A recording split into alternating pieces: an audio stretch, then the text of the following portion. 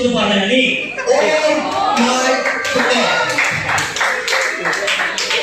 यो फेसिलिटी त मेरो स्कुलमा पनि छैन नि। त्यसैले तिम्रो स्कुलमा विद्यार्थीहरूको बढी सङ्ख्या हुन्छ हैन? ए त्यसो भए मलाई पनि हात पार्न सिकाउँछौ?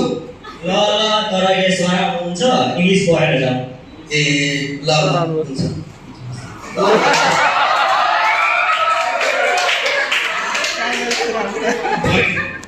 सर हुनुहुन्छ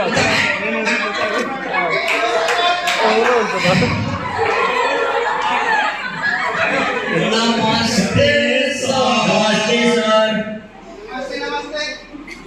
आज त सामा क्लासरुमको मलाई चेन्ज लागिरहेको छ मलाई। माइक छ नि त्यसको माइक दियो हुन्छ। कहाँबाट आएको भाइ? सर म न्यू स्टुडेन्ट हो। A new student. ए कहाँबाट? म ऊ स्कुलबाट। ए ऊ स्कुलबाट। त्यसो भए मलाई चिन्छ नि। तपाईको हो सर? यो त इङ्ग्लिस बोल्न जानेको छैन। तपाईको नाम पनि याद गर्छ मलाई डाउट कसै सोधेन। ए हो। अलि इङ्ग्लिस कमजोर छ के? 10 क्लास फेल अनि सरकारी चाकरी पायो।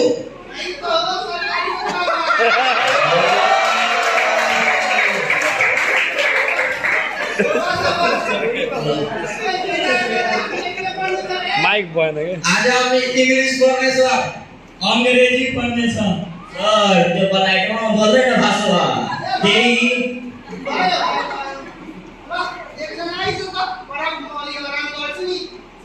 पढाउ त को पढाउँछ सर? म। ल तिमीहरूको मध्येकी मेरो बच्चा भइस्। अच्छा म तिम्रो गुरु होइन सरले भनेर जानुभयो। ल म पढाउँछु अनि तिमी पढ्ने। ल पढ पढ तिमी पनि पढ। तिमी पनि पढ दुवैजना सँगै पढ। दुवैजना सँगै पढ। चुप।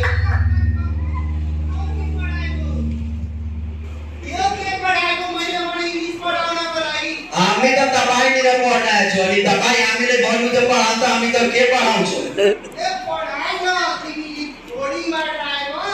त बोर्डिङबाट आएको छु त भन्नुभयो पढाउँ त पढाइरहेको छु। अरू के गर्नु?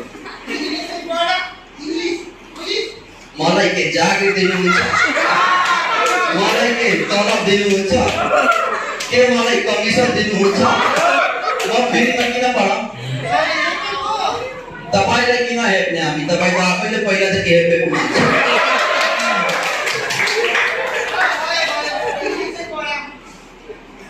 सर मेरो इङ्ग्लिस कमजोर छ। तपाईँ नै पढाइदिनु। म गरिब छु मलाई इङ्ग्लिस आउँदैन।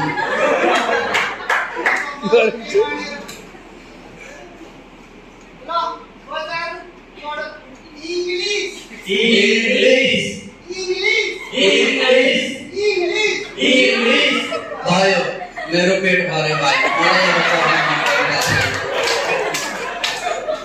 हामी सर इङ्ग्लिस त हामी बढी पढ्यो हामीलाई निद्रा लागिरहेको छ। अब हामी नेपाली पढिया नि तपाईँको इजाजत छ भने सर हाम्रो धेरै मन गरिरहेछ। ल हामी नेपाली पढ्ने। नेपाली पढ्ने। कबाट कछुवा कबाट कलम कबाट कछुवा हुन्छ। कबाट कलम हुन्छ। बढी बोल्छस् मुख फुटाएर इटो फुट्दिन्छ। म त लाठी पनि हालिदिन्छु।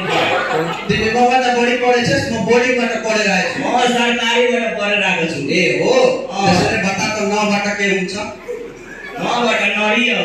मार्छु साहब नबाट हुन्छ नाग बाबा। नाग बाबा त्यो नाग बाबाले काट्दैन र? तिमी नागी कान छेड्छौ नाग बाबाको कान छेड्दैन। बढी मार मार्छ।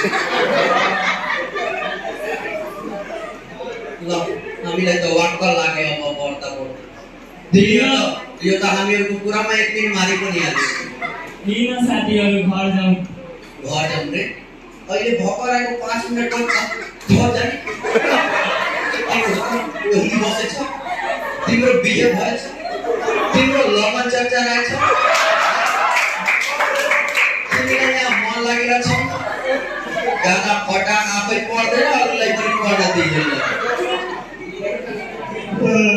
साथी किन मलाई पनि निद्रा लागिरहेछ ए हो र हो तिमीलाई पनि निद्रा लाग्यो यसलाई पनि लाग्यो म एक्लै बसेर चाहिँ के गर्ने ल हिँड भन्छ ल ए बिस्तारै सरले पनि सुन्ला